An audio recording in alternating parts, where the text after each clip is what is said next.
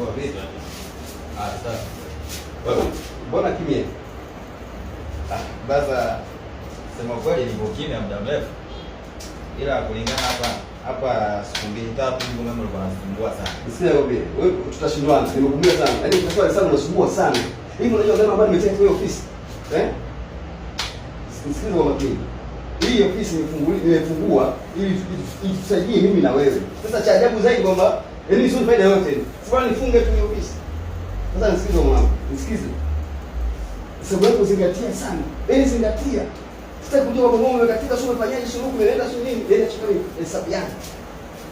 Fanya mambo yote zingatia hesabu yangu. Umeelewa? Alafu naongea na wewe unakaa kimya. Sasa dharau hizo. Sio dharau. Sasa nini? Pia kwa sababu nimeshakuelekeza kulingana na mazingira. Unaona, kuna muda mwingine kweli hapa kama umeme umemsumbua sana. Hapo ni jambo ambalo sawa na mimi nimechoka na sound. Kesi sound kesi sababu azishi kwa nini na kweli? Sasa kama hivyo. No, stop talking. Nakupa last warning.